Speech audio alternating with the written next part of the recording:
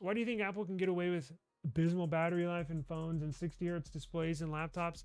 Because people are brainwashed.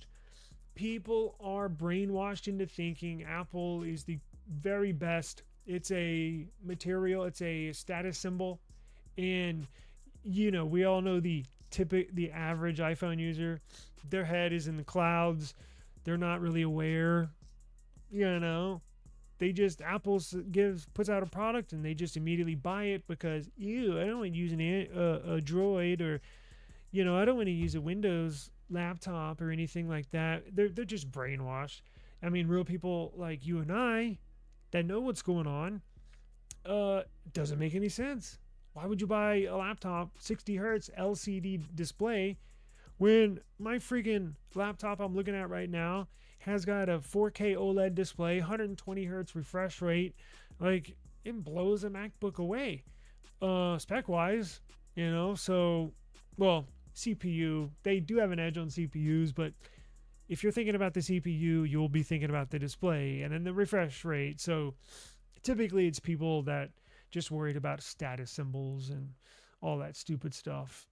Apple can get away with it and they know it. That's why they don't ever change anything, because they know people will buy it regardless of what they put in it.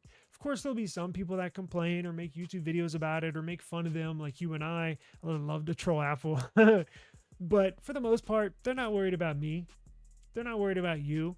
They know 99% of people just buy it because it's the newest thing, or maybe even if they don't buy the newest MacBook, let's say they have a 6-year-old MacBook, maybe the battery's shot. Maybe they don't want to spend, $3,000 on a new MacBook Pro. Well, they might upgrade to a 2-year-old MacBook, right? Well, it's like, they just stick to Apple. Apple does a good job of uh, locking you in to their services, their app stores, their music. And look, Google does that too. Samsung does that too. So they're not the only ones doing it. I'm not singling them out, but they're very good at locking you in to their ecosystem. So people are just man, brainwashed. That's just what it comes down to. I mean, that's just I don't know. If you have any better ideas, let me know. But that's pretty much what it comes down to.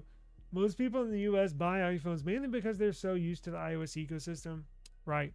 And if you think about it, Apple products outside of the US are mad expensive. And I didn't even realize that, honestly, until maybe a couple years ago.